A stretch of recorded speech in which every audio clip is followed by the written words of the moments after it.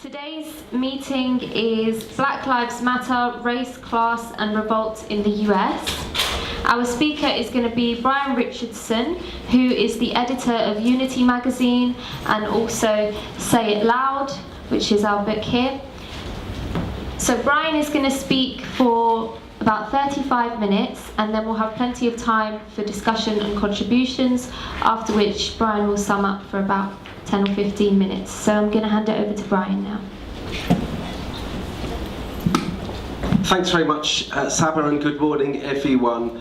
Comrades and friends, one of the most dramatic developments of the final years of the Obama presidency in the United States was the eruption of a whole series of protests on the streets of America under the banner of Black Lives Matter. The catalyst for that being a whole series of brutal deaths, predominantly of black men, but also black women, at the hands of the police, including Trayvon Martin, Michael Brown, and Eric Garner. Now, as you were taking your seats, you may have noticed that there were two pieces of music that were being played, and I wasn't playing them simply as background music, although unfortunately the sound wasn't loud enough for you to be able to hear them that well.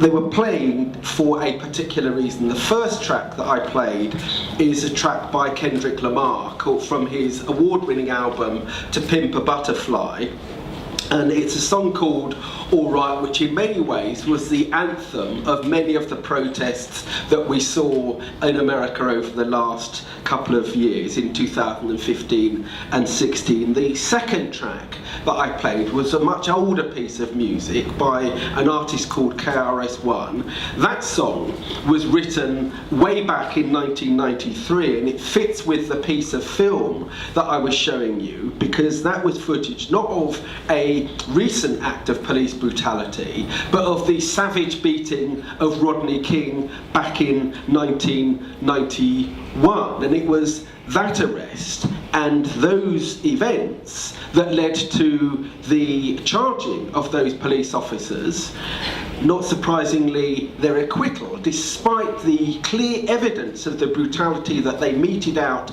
to a man who was defenceless and on the floor. And as a consequence of that acquittal, you had the eruption of riots in Los Angeles in 1992. Widely believed, of course, that because of the savagery and the injustice that amounted to, that consequently a few years later, when O.J. Simpson went on trial for the murder of his estranged wife and her lover, widely believed that the black community stood in solidarity with him and would not convict him because they simply do not accept it's possible for black people to receive justice. They could easily believe that he was fitted up for that crime.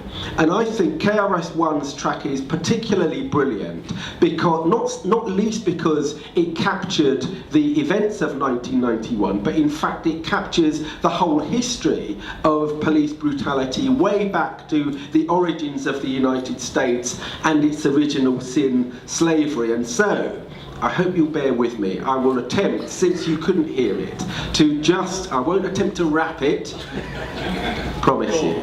What I will do is I'll just read some of the lines which I think cleverly capture that. He says, "Yeah, officer from overseer, you need a little clarity, check the similarity. The overseer had the right to get ill, and if you fought back, the overseer had the right to kill. The officer has a right to arrest, and if you fight back, they'll put a hole in your chest." Back in 1993, he wrote that song about events dating back hundreds of years, and clearly, as the events of recent years indicate, something that is still going on. Now, of course, the existence of documentary footage of the everyday harassment of black people was rare in the 1990s, but the proliferation of smartphones means that it's much easier to capture those things today, and precisely because such brutality is so widespread, more and more people in black communities are determined to capture and broadcast these atrocities. The very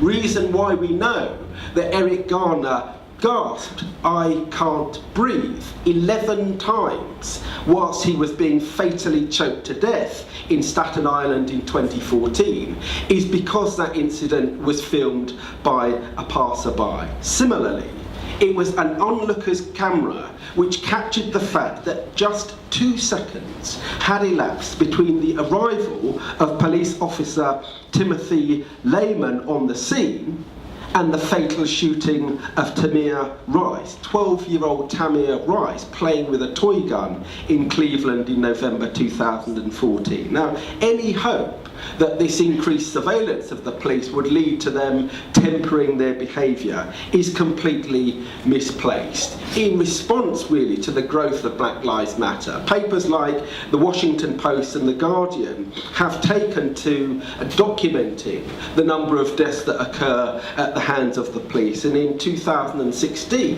they recorded that there were 1,093, a hugely disproportionate number of which were of black men. Bear with me, I'm going to try and show you another piece of footage.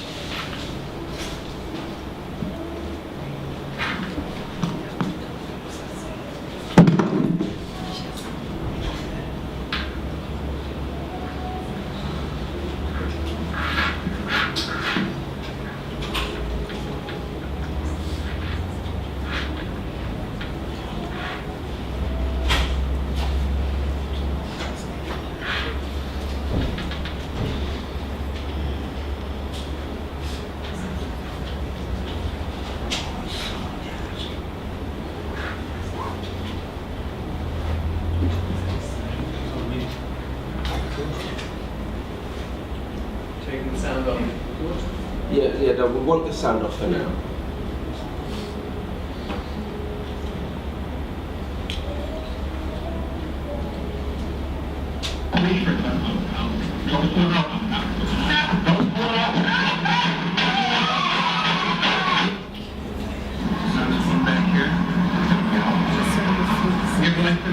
I do apologise in advance if you're offended by this.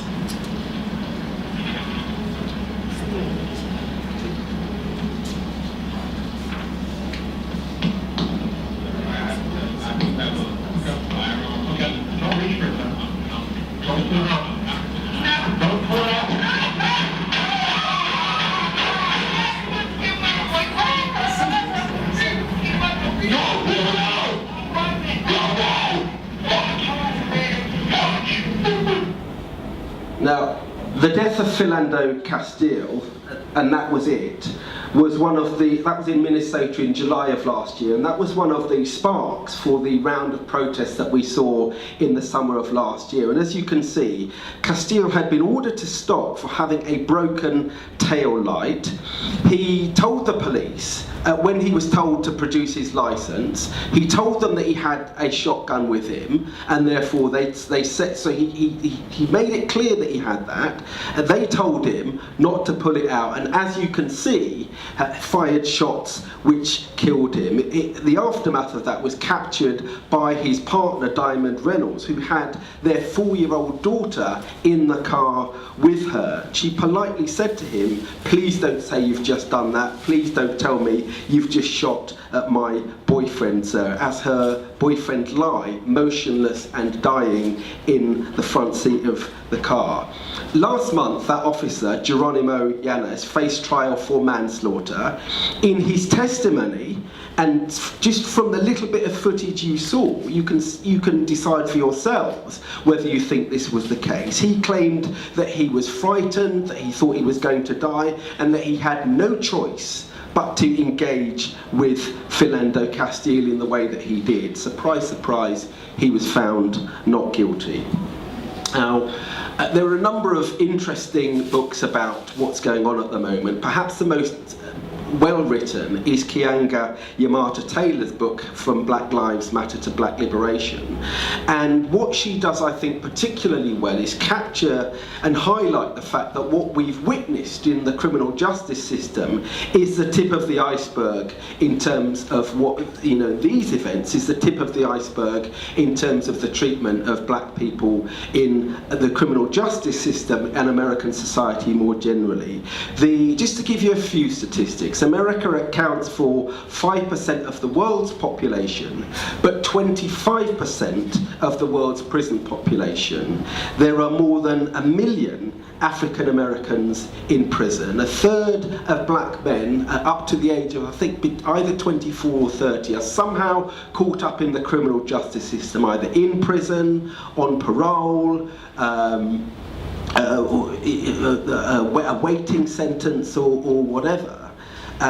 Black people are incarcerated at a rate 6 times greater than that of their white counterparts. And really those are the reasons why the kind of liberal talk that you shouldn't talk about Black Lives Matter, but instead should talk about all lives matter, is really, I think, liberal nonsense. There is something very particular going on, something particular, and partly it's impossible to understand and explain without acknowledging the impact of the so-called war on drugs. I don't have time to examine it in great detail here, but in short, the particular origins of the police brutality that culminate in encounters like these lies in a very deliberate and cynical decision that was taken by Republican presidents, Nixon and Reagan in particular, to systematically launch a war on drugs initiative. They did so not because they were interested in protecting people from drugs use. Their agencies bear particular responsibility in many respects for flooding many areas with drugs. It's a hypocritical war on drugs, but it was launched quite deliberately to try and drive back the gains of the anti-Vietnam War and the civil rights movements of the 1960s. To quote one of Nixon's key advisors at the time, this is a quote that I think is in the brilliant film 13th by Ada DuVernay that you should see. He says, "It was an excuse to target the anti-war left and black people. The Nixon campaign in 68 had 2 enemies, the anti-war left and black people. We knew we couldn't make it illegal to either be against the war or against black people, but by getting people to associate the hippies with marijuana and blacks with heroin and then criminalizing them both heavily, we could disrupt their communities." And so it was that Nixon introduced the Comprehensive Drug Abuse Prevention and Control Act in 1970. In 1973, they launched the US Drug Enforcement Administration and declared drug abuse public enemy #1. Reagan followed this up with the shift of emphasis away from heroin towards crack cocaine. Now, I'm no scientist. I don't want to bamboozle you with science, but one thing that I do know, and it's important to recognise, is that in molecular terms, crack cocaine and powder cocaine are virtually identical. And in fact, paper research by a US agency called Vocative indicates that cocaine abuse, powder cocaine abuse, is greater than crack cocaine abuse. 12% of Americans acknowledge that they've used powder cocaine, 4% acknowledge that they've taken crack, and yet there was a time when sentencing for crack cocaine possession, supply and so on was 100 times greater than powder cocaine use and supply. Now, since then, I have to be fair, a Fair Sentencing Act has been passed in 2010, but that still means there is an 18-to-1 disparity in sentencing. In other words, an offender who is in possession would need to be in possession of 18 grams of cocaine to get the same sentence as someone who has 1 gram of crack cocaine. And the reason for that disparity is very simple. Powder cocaine is overwhelmingly the drug of the rich, college fraternity boys and so on, in their dorms, whereas crack is the drug of the poor, black and low-income people.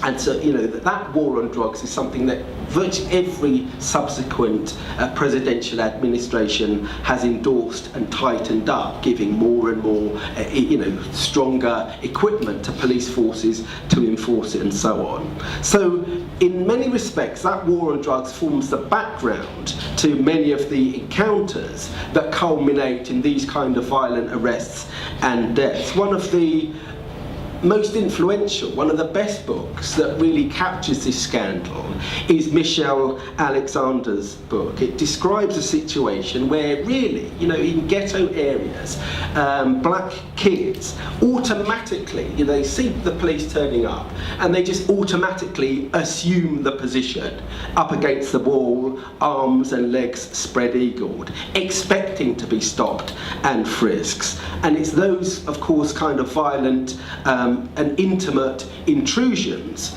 that is simply a daily part of the experience of ghetto youth, which lead to these kind of atrocities. Alexander's book is called The New Jim Crow because she argues that what we're witnessing is the reimposition of a system of white supremacy, the system that was dominant in the southern states for many decades from the end of the 19th century, a vicious cycle whereby blacks disproportionately stopped and frisked, as is the term used over there, disproportionately charged, disproportionately sentenced, as I've indicated. You're forced to work essentially as a slave in prison for a pittance, sentenced to these 3 strikes and you're out rule, so that if, having committed one offence, if you commit subsequent offences, you get these massive, sometimes life sentences for minor misdemeanours, which means that you simply cannot escape the prison system. Even if you haven't committed a number of offences, you find it impossible to find work because you have to tick the box indicating that you've committed a felony. So you're forced back into a life of crime, which of course forces you back into prison. You have your rights to vote taken away from you, and so on. So her argument that what you're seeing is the incremental reimposition of Jim Crow style supremacy, I think is a very persuasive one. It is one, however, with which I think that there is a problem, because you cannot explain what has happened you cannot explain why it is that, for example, Barack Obama can win the American presidency, not once but twice, with tens of millions of votes from white voters. If you believe that what we're seeing is simply the reimposition of white supremacy. It's an analysis that underestimates the role that the development of a black middle class has played. And I think, therefore, it cannot explain why a Black Lives Matter movement has emerged at this particular moment in history. Think about it. Things were supposed to get better during the presidency of Barack Obama. It appeared as if he had broken the mold, didn't he, when he came to office, when he won the presidency in 2008, with that fantastically simple but inspirational rallying cry, "Yes, we can," beating Hillary Clinton, the establishment Democrat candidate. And what could, in a sense, symbolise the great achievement of the civil rights movement more than the sight of Jesse Jackson, the man who had been with Martin Luther King when he was assassinated in Memphis in 1968, who cradled the dying King's head, and who then appeared on TV the following day wearing the same blood-stained jumper, saying he was going to carry on King's legacy, who himself stood for unsuccessfully for the presidency twice in in the 1980s. What could symbolise the achievement of that dream more than the sight of him in Grant Park, Chicago, on the night of Obama's election, in tears? It really did seem to symbolise the passing of the baton. And as he accepted the presidency on that night, Obama himself quite deliberately echoed the final brilliant mountaintop speech that King made. And it's worth quoting. He said, "The road will be long, our climb will be steep. We may not get there in 1 year or even 1 term, but America, I have never been more hopeful than I am tonight that we will get there. I promise you, we as a people will get there." Very much echoing the words of King. And he said, "This victory is your victory. You didn't just do this to win an election, and I know that you didn't just do it for me." Very fine words, but alas, as Taylor has indicates very brilliantly in her book, the reality is that under Obama's presidency, the predicament of African Americans has got worse, more than twice as likely to be unemployed than their white counterparts. The net worth of white households is 13 times that of black households. Black life expectancy 4 times lower than that of white Americans. And now, you hear such grim statistics, and it's tempting to conclude, I think, that absolutely nothing has, not only, either that nothing has changed at all, or that Alexander's analysis, that what we're seeing is the reimposition of white supremacy, is right. I think the truth is rather more complex than that. The activists who established and participated in the civil rights and black power movement struggles shouldn't simply be applauded for their courage, or on the other hand criticised for their naivety in thinking that you could achieve black liberation in an irretrievably racist society. The reality is that they fought for and achieved a great deal, the passage of equal rights legislation, but they didn't simply stop at that. The civil rights movement grew over into a more militant black power movement in the late 1960s, precisely because those activists didn't simply accept that we've now achieved equal rights legislation and therefore we don't need to do any more. The likes of Malcolm X, the Black Panthers, the Dodge Revolutionary Union movement continue to struggle for real equality. King himself, often criticised for being a compromiser and so on, we should remember that King died in 1968 at a time when he was increasingly critical of the Vietnam War, and on that very occasion of his death was in Memphis in order to support sanitation workers' strikes. In other words, realising the need for an economic struggle rather than simply the achievement of formal political equality. The outcome of those struggles was tangible. By the beginning of the 1970s, half of black male and 60% of black female college graduates had gained employment in the public sector, precisely because they had fought for their space in American society. By comparison with 1964, the year that the Civil Rights Act was passed, in that year there were just 100 black elected officials across the whole of the United States. By 1990, there were over 7,000. Real, tangible achievements. And when I say 7,000 elected officials, people, we're not talking, parish councillors or anything like that. You're talking, to quote Taylor, African Americans were handed the keys to some of the largest and most important cities: Los Angeles, Detroit, Atlanta, Chicago, Philadelphia, New York. But in addition to that, between 1970 and 2006, the number of black households earning more than 100,000 had grown from 1% to 9%. In other words, a significant black middle class. And so it was that you had a situation where Ron Brown became the first Commerce Secretary of under Bill Clinton's administration. Colin Powell was first the National Security Advisor, and then not the National Security Advisor, the head of the Joint Chiefs of Staff, the second most senior military position, and then Secretary of State.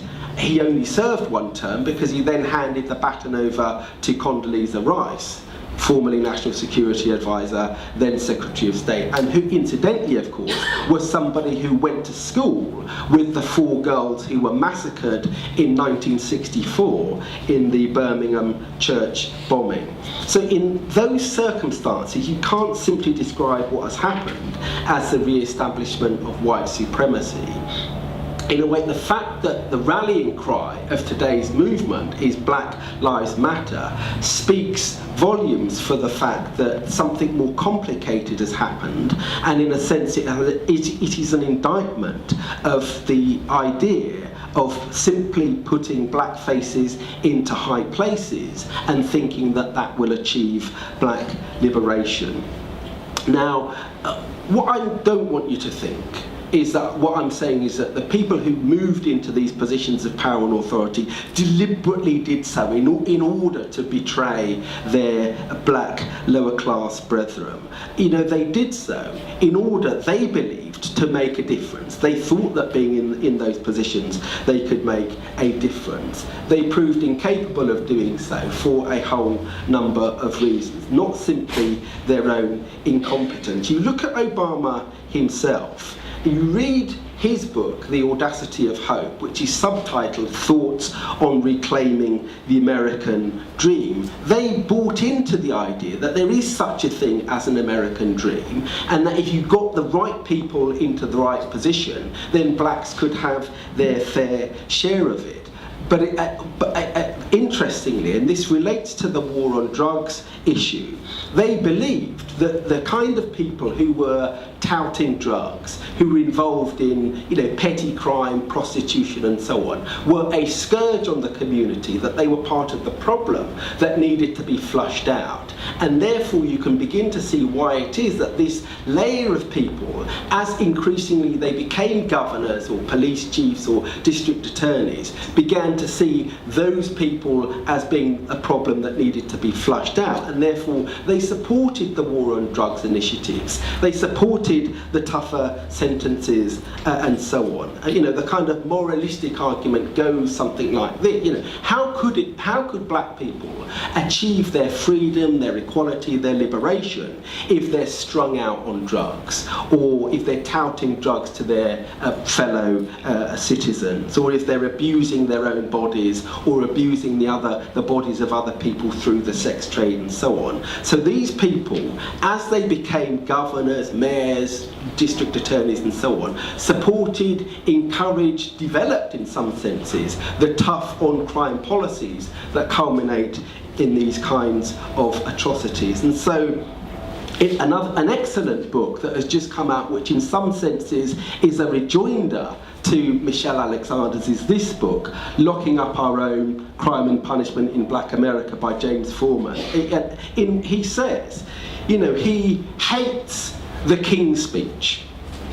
Not the speech that Dr. King gave in August 1963, that's a brilliant speech. The King's speech that he hates is the one that is delivered time and time again by judges to the young black men who he was a public defender, the speech that is delivered to them, the speech that goes something along the lines of, our generation fought to give you people opportunities. Think of the sacrifices that the civil rights leaders went through, all those marches, the sit-ins and so on. We didn't do it in order to give you the opportunity to sell drugs, to get involved in petty crime and so on. And they deliver these speeches as they're about to send these young black men to prison, probably for the rest of their lives. So in other words, the mass incarceration, they are complicit in the mass incarceration of their black brethren. And it is the fury and anger and frustration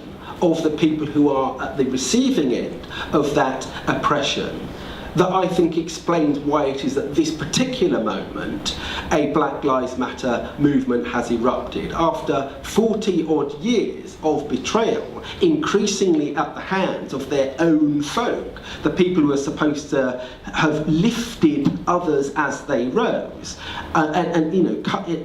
culminating in an Obama presidency that simply fails to deliver for the majority of black Americans, in which, the criminalisation of black communities increases rather than goes down. That, I think, helps to explain why it is that you have a movement erupting on the streets at this particular time. So how long have I got?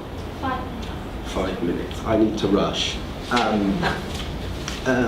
So having said that, let's look at, now of course Obama's gone and we're living in the era of Donald Trump, the 45th president.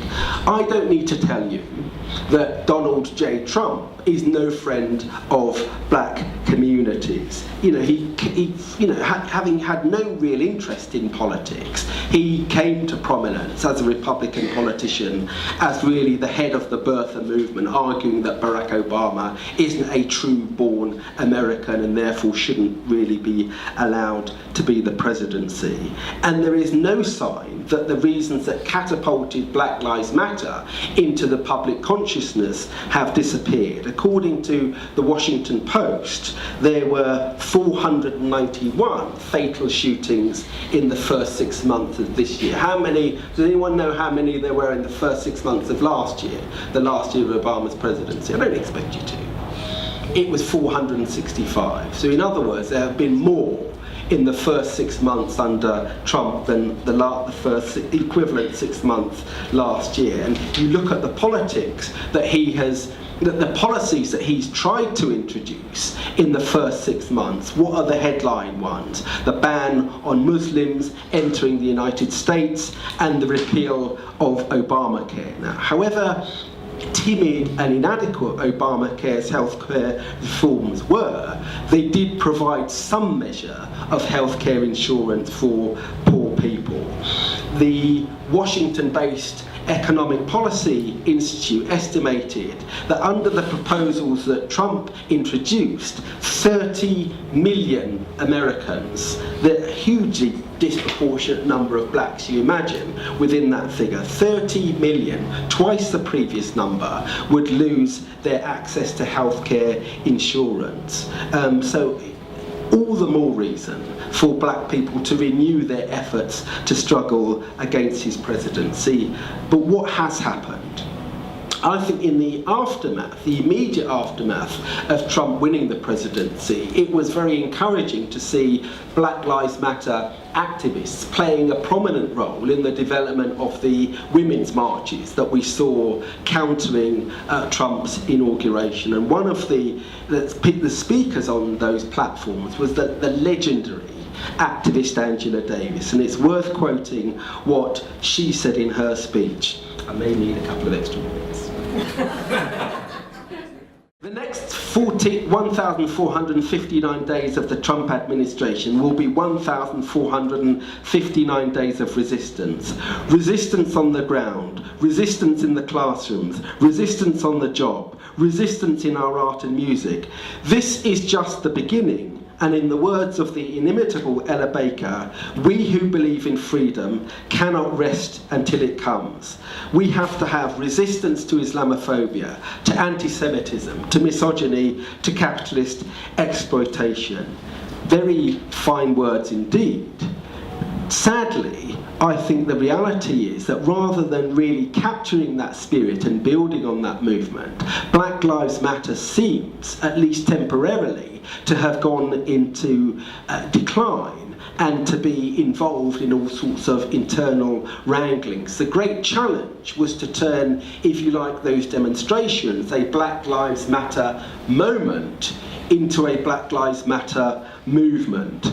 Now, I'm not going to claim to be an expert on all of the developments that there have been in America, but I would encourage you to read a very interesting article that came out just a couple of weeks ago on the BuzzFeed news website entitled "What Happened to Black Lives Matter?" And what it talks about is the way in which there's people who were involved in those fantastic protests feel as if it's losing traction, losing direction, losing momentum, and is being caught up in a whole series of internal debates and discussions about whether it should be a national movement or an international movement. Is Black Lives Matter an umbrella under which different relatively autonomous groups organise themselves? What is the relationship between the national leaders and local groups? What's the role of non-black people?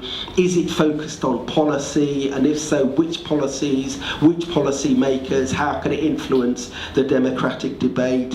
How can it influence the Democratic Party? One of the initial founders of Black Lives Matter, Alicia Garza, received a howl of abuse when she said before the last election that she wouldn't support Hillary Clinton because look at the policies that her husband, Bill Clinton, introduced when he was president. Far from being the first black president, probably the only black thing that he did was play jazz saxophone. He himself introduced many of the policies that toughened sentences for black communities. So there are all sorts of, it would appear, internal tensions, which means that far from having a visible and vocal presence on the streets and in communities, Black Lives Matter seems to some extent to have gone into a level of decline.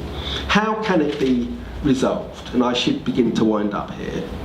It might sound glib, me standing here in a hot room in London, thousands of miles away, to argue that the way forward lies in building class unity along racial lines.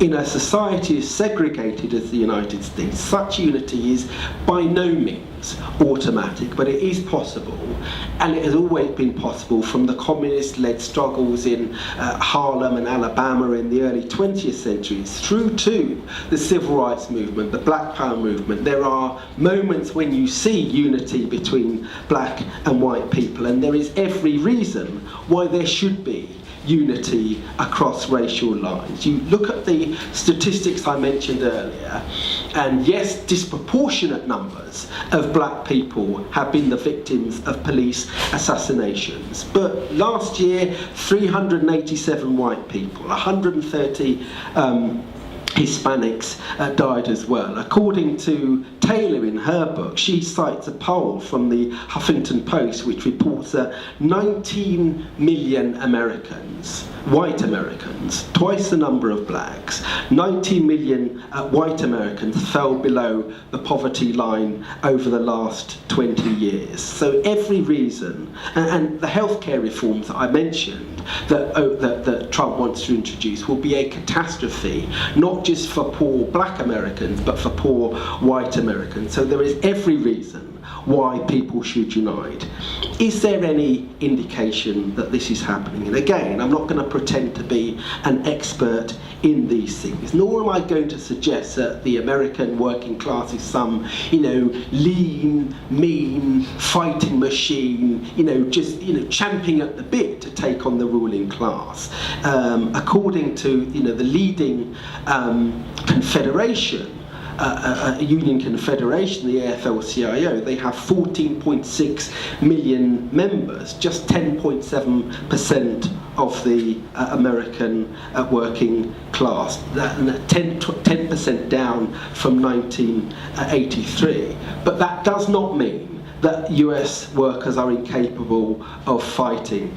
I don't have time to go into it. I really do need to wind up. So I will just give a very quick plug for the article that Julie Sherry has written in the International Socialism Journal that's just come out, which talks about the fast food riots movement and highlights the fact that 19 million workers across America have fought for and won $61.5 million worth of rises in their income since their campaign began in some of the most difficult to organise industries in America, the likes of McDonald's and so on. Unquestionably, those struggles will have involved black and white and workers of all different backgrounds. And moreover, and you read the article, it's clear that they haven't simply focused upon economic conditions, but have made the links with the Black Lives Matter and other struggles. So it is the case that there is every possibility that those kind of struggles can be built, and through that a revival of the issues that Black Lives Matter has highlighted and the potential and possibility of real and lasting change.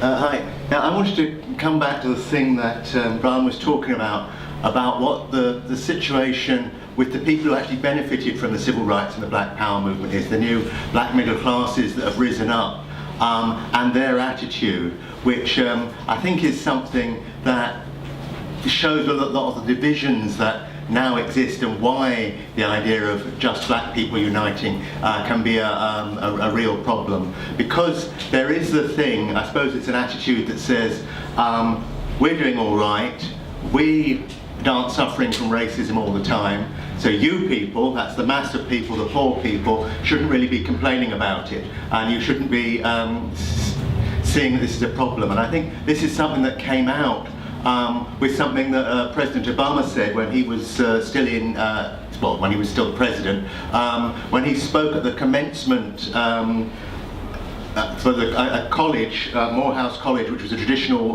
black college in Atlanta in 2013, where he said, oh, it's just disappeared. All right.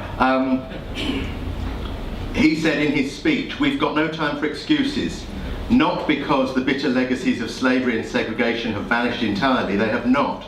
Not because racism and discrimination no longer exist. We know that those are still out there.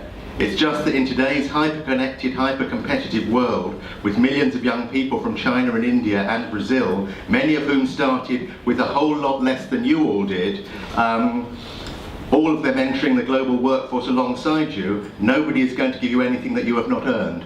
Now, his point here is to say to poorer black people, tough. You know, you can't raise racism and say that this is an issue. If you're saying that it's something that's holding you back, all you've got to do is actually try a bit harder, pull your socks up, and then you can rise up to the same level as the rest of us. And I think that this is a real problem, because this is something we've seen. I've seen similar arguments used in Britain, where people have been to black meetings where people have said, we can't complain about racism anymore, it's down to our community to pull our socks up. And I think this is a real problem, because this isn't a matter about saying there aren't problems within black communities, or there aren't problems with people who might not be pulling their weight or whatever, but the real problem, as I think Brian showed quite conclusively, with what the issues with black people, is the problem of racism. And if you accept this thing that we can't make excuses, it's saying you can't use racism as an excuse.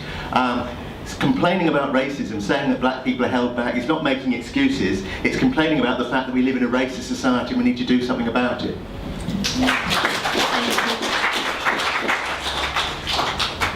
Okay, I've got a few people putting their hands up, so just bear with me. I'll take the man in the blue shirt next. Yeah, just very short. I mean, we had Bernie Sanders, enormous success, and then it seems to have basically fizzled out from looking from afar. Yeah, and one of the problems is that he was working within the Democratic Party structures.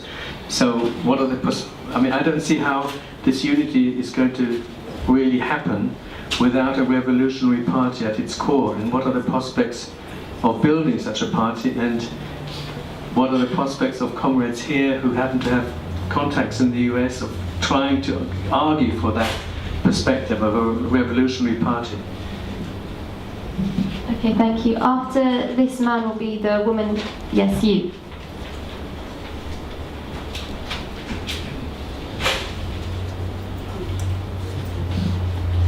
Thank you, Brian. I was so impressed, to listen to his brilliant presentation, that every single word he uttered has its own life to live, and I don't find anything to take away.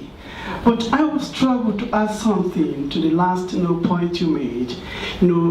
regarding the redefinition of, the slogan, Black Lives Matter to Black Life Movement, that is fine for me, because I have had issues trying to look at the whole slogan of Black Lives Matter as narrowly defined within a particular racial context, which has to do with the black race.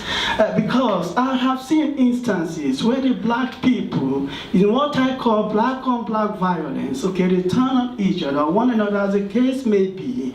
And in reference to that, if you read Mahmoud Mamdani's book, When Victims Become Killers, okay, in the book, he tries to argue, in relation to the Central African crisis, particularly the 1994 Rwandan genocide, when African scholars were pointing fingers at the United Nations that had the power at the time to prevent the impending genocide, but failed to do so. And superpowers like America had to pick her citizens out of the troubled zone to save their own citizens' life, and allowed the Hutus and Tutsis to carry on with the massive violence that claimed hundreds of lives within 2 weeks. And that has been recorded by the United Nations as one of the worst genocides in human history after the Holocaust. So looking at the idea of Black Life Movement is brilliantly fine, by me, to replace the idea of all Black Lives Matter. Because if we are to go by that, then I would opt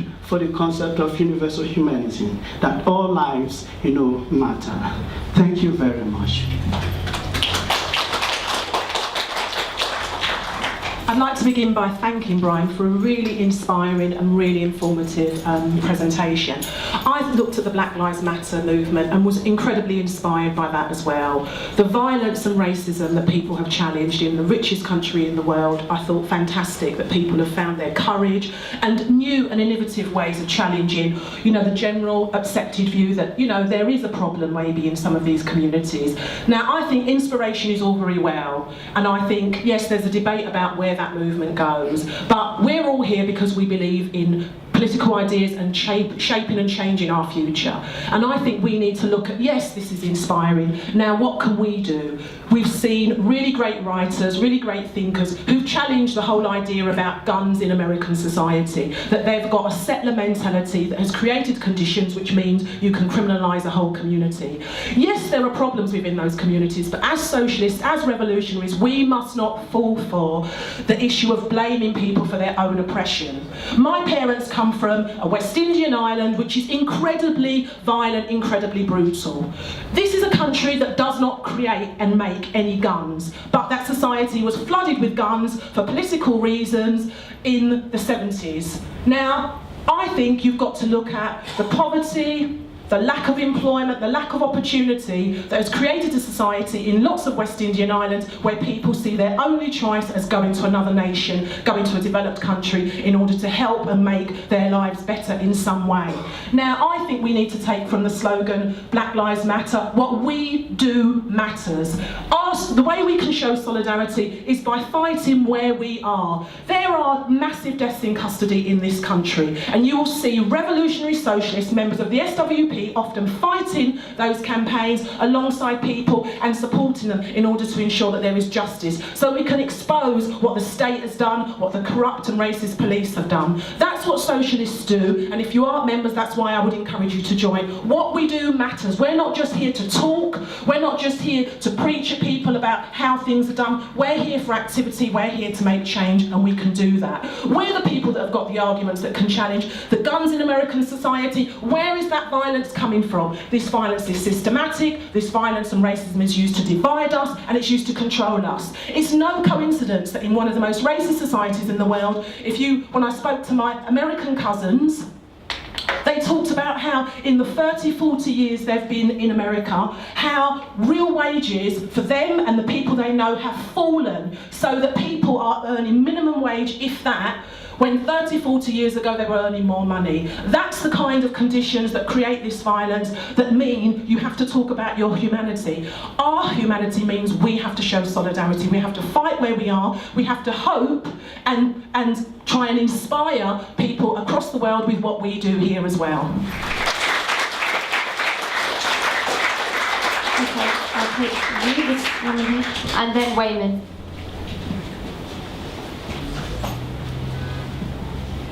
I'm sure that Brian will talk about Rwanda as a horribly barbaric example of Western imperialism tearing a country apart and setting people against one another, as they've been doing in Iraq and in the Middle East, and that prior to which people were able to find ways of living collectively. But the point I wanted to make was that in the United States, I'm from Canada, but I've lived in the United States as well.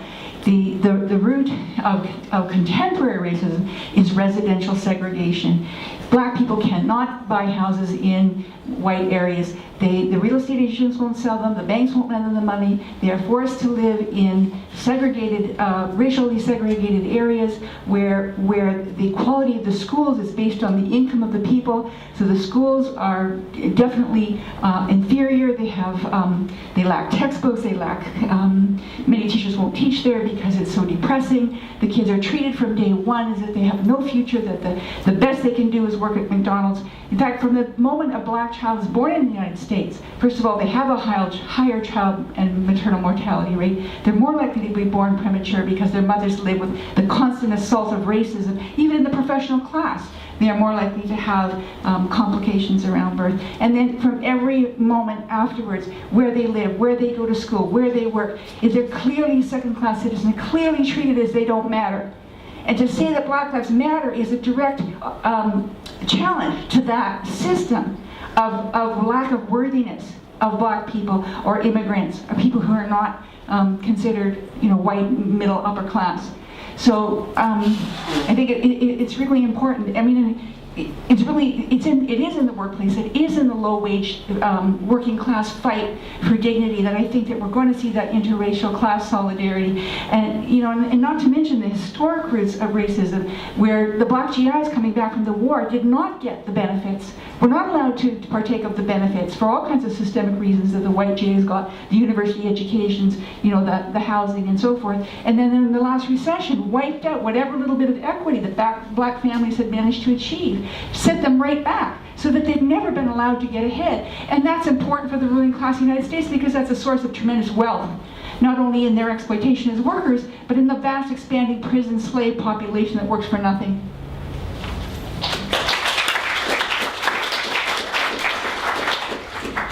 Thanks, Brian, for this talk. I went to Ferguson when Michael Brown was killed, and also went to the funeral. And part of that, when you joined the Ferguson demonstration, what was interesting about the Ferguson riots was actually they were very multiracial.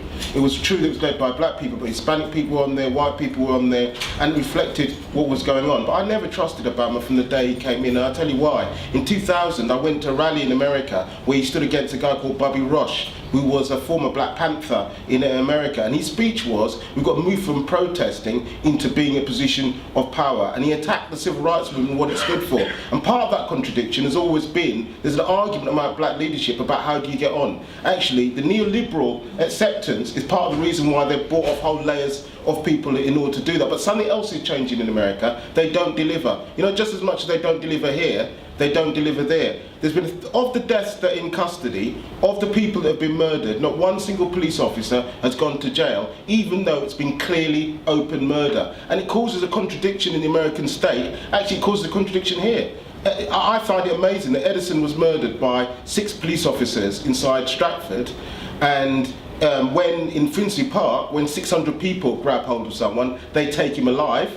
But when 5 or 6 coppers grab hold of someone, he's dead. There's something fundamentally wrong, and people can see it. You can lie under capitalism sometimes, but when people keep turning up dead, and there's no thing that comes out, there's a contradiction about how the state works and how it runs. And the argument, you can simply change that. To be honest, I keep being asked to join the Labour Party. My friends, Jeremy Corbyn asked me, Diana, please join, you could do so much, you could build whatever. I keep asking them one simple question: do you think that will change if you become the Home Secretary? I think you would challenge it, but Obama, think about Obama. Actually, Obama cried at all those funerals.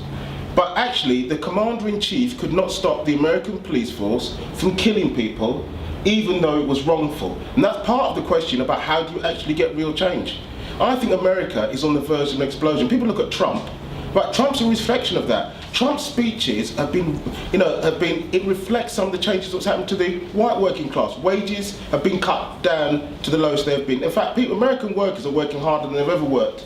before and they're not getting a return of it. Every single time there's been a movement against racism, there's been a backlash against it. In the civil rights movement, actually, there was a split between black and white workers because there was a division between it. Actually, Hispanic, black and white workers have a much more common process because of the attacks on neoliberalism. And when Frederick Douglass said they used racism to divide each, to conquer both, it's true, it's always been true of America. The first revolts in America were the Bacon revolts because the ruling class was afraid that black and white workers, black and white people would make a common connection and they wanted to break it.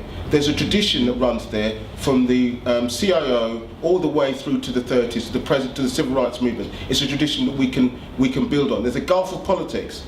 I'll just end up very quickly on this. The hardest thing in the Black Lives Matter movement was the idea that power was diffused and that by arguing hard enough, you'll get justice.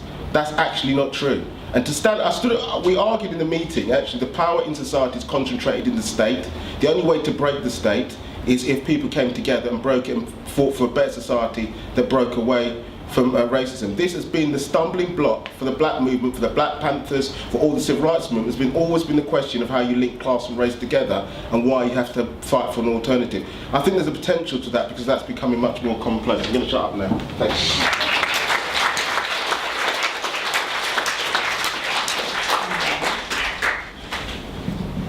Yeah, I just wanted to say a couple of things about, how the movement had gone. Maybe some people haven't seen all the details of it and the nature of how inspiring it was. I mean, Brian mentioned the protests were inspiring, but there was Ferguson, clearly the initial outbreak, and the fact that hundreds of people gathered in the town to protest after the killing, and a lot of the particular details about what happened when Michael Brown was killed were sort of ones that really inflamed the emotions of people. There was all these arguments about the fact that police left his body in the street for 4 hours on a hot summer's day, and people wrote articles about, only dictatorships leave bodies in the street. It's like the body is left in the street as an example, as well as a symbolic humiliation for the family and the whole community. And that's the level of anger which led to the big spark of Ferguson itself. But it really did explode. And I mean, you had situations where, for example, when Errol Garner was killed, that people mentioned, immediately the demonstration that followed, that had apparently over 100,000 people going through the streets of New York. Again, you can see it on YouTube and stuff like that. Huge, very mixed too. Yes, black dominated in terms of people there, but loads of white people there too. Very, very good challenge to the establishment. And I think possibly in some ways, in a mass sense, the most impressive was the riots in Baltimore following the death of Freddie Gray, who was killed in this thing called a rough ride, where basically the police throw you in the back of the police van and then drive it deliberately in such, all over the place. They're seated up with their seatbelts on, but you're being thrown literally like this. Your bones are being broken, etc. They'd already had to pay out millions in compensation in Baltimore police for doing this to 2 previous black people over the last decade, and Freddie Gray died as soon as they hauled him out after that 45-minute rough ride. But 100,000 people protested in Baltimore. That's a city of only maybe 500,000-600,000. So that was a really big-scale protest. Just the last question, which I guess is it's right for us to be discussing the problems that maybe some of the elements of element are having about what to go now, but surely in lots of ways they have set the stage for the mass protests that we've seen under Trump, which have been so inspiring as well.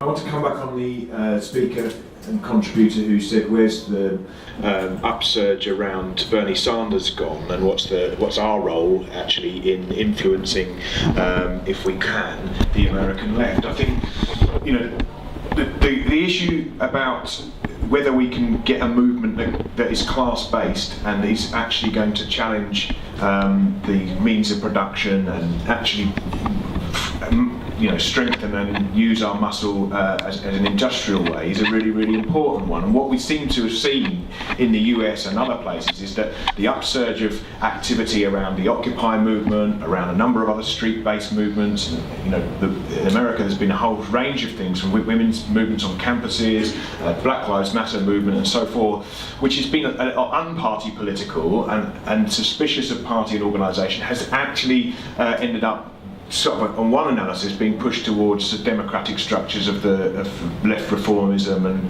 Bernie Sanders and so on. I think that to say that the thing's gone down is to misread it, because actually there's a space there in America where, if you look at what's going on with the fast food rights campaign, there are lots of the same community organisers, people who are becoming leaders in their own right and working inside now movements like, I think there is a big crossover with the fast food rights campaign, and beginning to win serious gains, because the contradiction of the Trump election was that a whole number of states in America won $15 an hour, people voted for that and so forth, and what we can do here is to spread that. That's spreading over here in terms of the McDonald's campaign here. On the 4th of September there's going to be an international day of action around that, and that is a serious class-based thing, with black and white working together. It's the same issue here. It's about race as well. It's about whether or not migrants are going to be sent back, because lots of people working at McDonald's here are European migrants and so on. That we can link up those struggles, and actually, our job in Britain is to make sure that we challenge. They're looking here to see what's happening with Corbyn. That can't just be a left reformist challenge in a parliamentary sense. It has to get on to an industrial struggle, and us doing that here in the UK is the best way to influence the debate in America.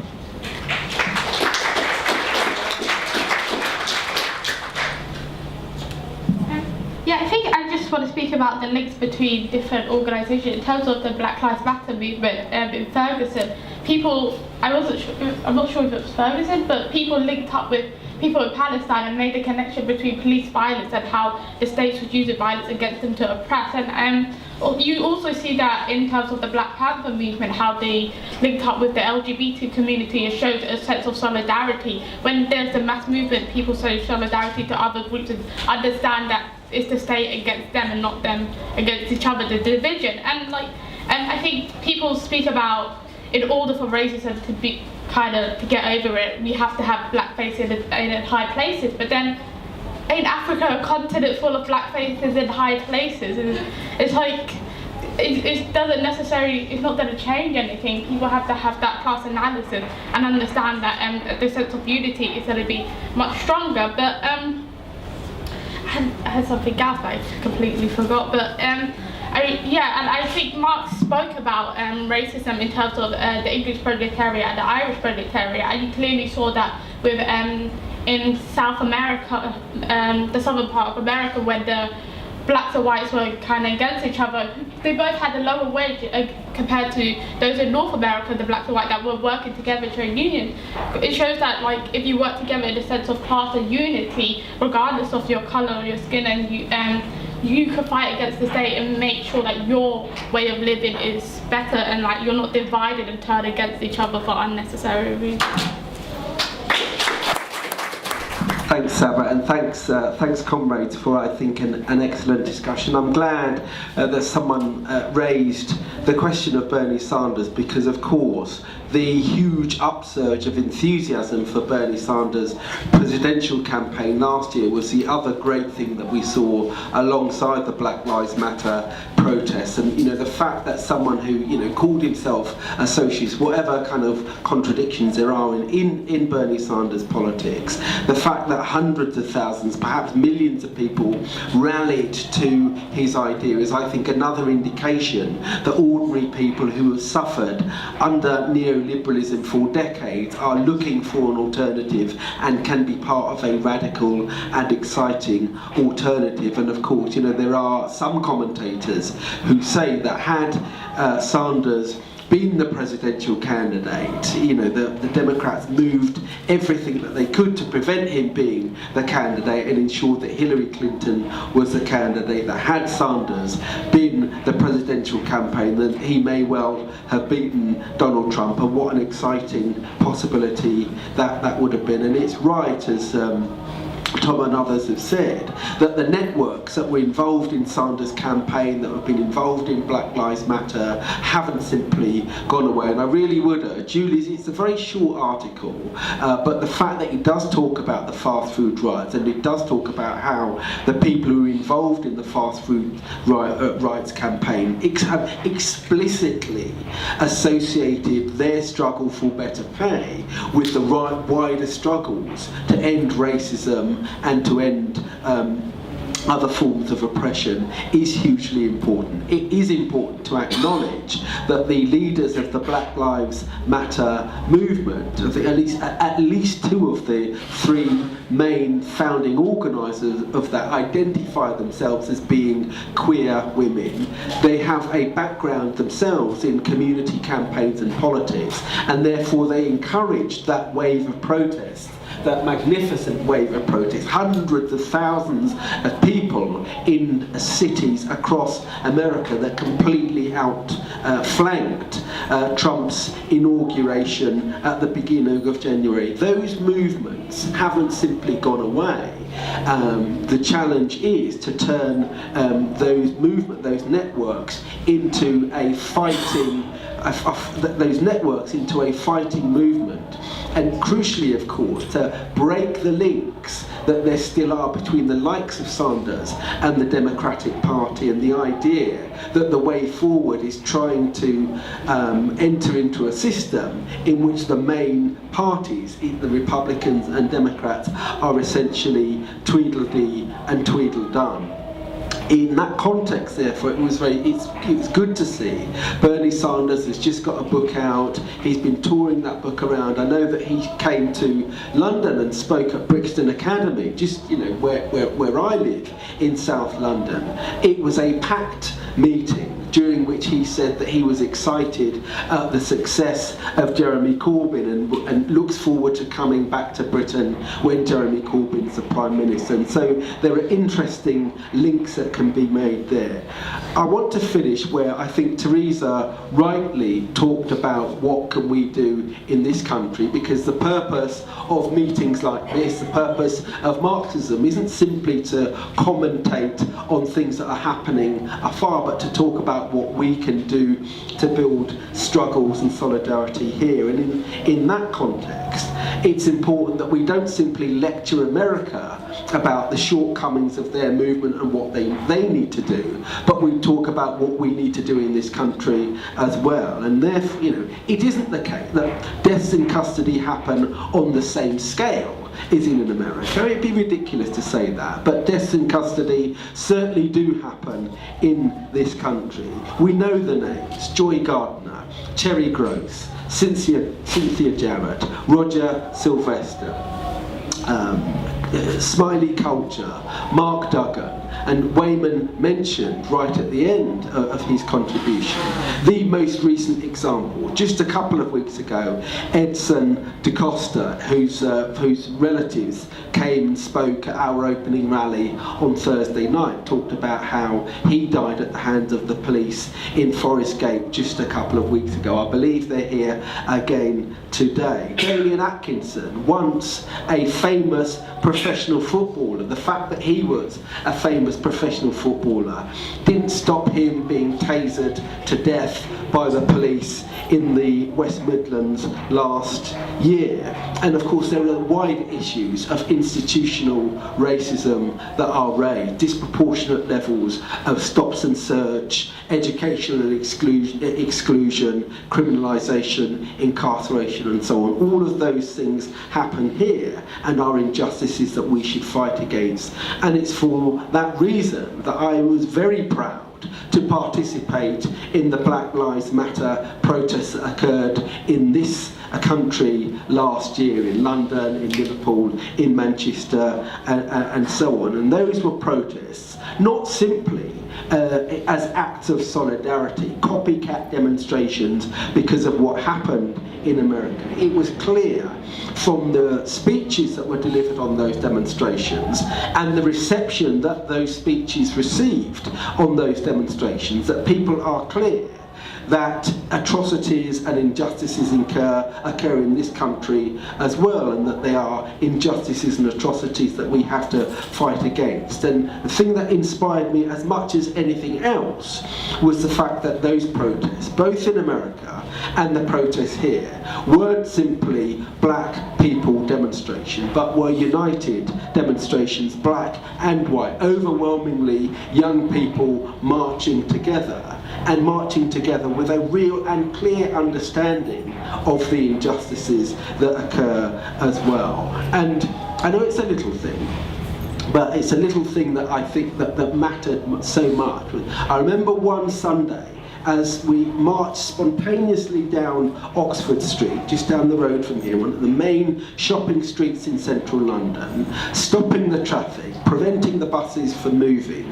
What did the bus drivers do? Did they toot their horns in anger against us? No, they tooted their horns and raised their fists and bumped fists with us in solidarity with us, recognising the reasons why we were demonstrating. And if you see that, a small indication of bus workers with an immense amount of power showing their solidarity with us. That kind of solidarity and those kind of struggles that we have to build on. If you think of the most recent horrific thing that we've seen in this country, the burning down of Grenfell Towers, and that is an atrocity that will have seen people from all different communities, black, white, immigrant communities, people born in this country, suffering together in the richest borough in this country, an absolute disgrace, and we have to build solidarity with those people, again, people who came and spoke at our opening rally. And it's in that sense that you take a specific issue, Black Lives Matter, and show that your solidarity with the struggles against those specific forms of oppression are linked to the wider oppression and exploitation and destruction of the lives of working class people that we all experience under capitalism. And so therefore, we're not simply, a meeting like this, an event like Marxism, is not just intended to commentate on things that are happening afar, but to enable us to discuss concretely how we build movements against the oppression and exploitation that we experience here. So the best thing that we can do in this country to inspire and build solidarity with people in America and so on is to build the campaign for justice for the Grenfell residents and the local community, to build the struggles against deaths in custody over here, but also I think to build upon the fantastic wave of energy and excitement that we saw around the general election and around the manifesto that Jeremy Corbyn launched. We have seen in the last 6 to 8 weeks or so a significant leftward shift in British politics. By contrast, if you think we were told, weren't we, in the aftermath of the referendum last year, that what we were witnessing in Britain was a wave of racist reaction, the rise of racism, an increase in racism that showed that Britain was perhaps an irretrievably toxic racist society. We cannot afford to be complacent about the question of racism.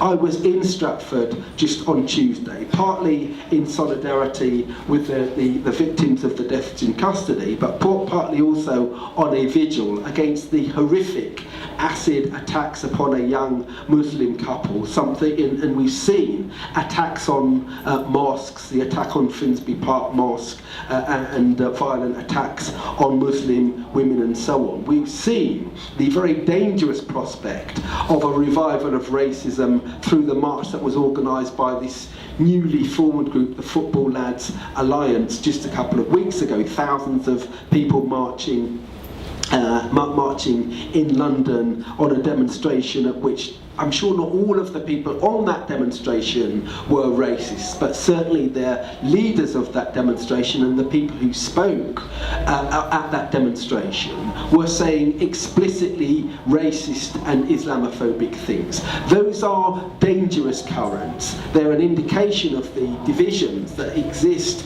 in circumstances like those that we're living in. But the flip side of that is the shift leftwards that was reflected in the votes that millions of people were prepared to give to Jeremy Corbyn. We need to build on that, but I would argue go beyond that and build a revolutionary struggle that puts an end to oppression and exploitation once and for all.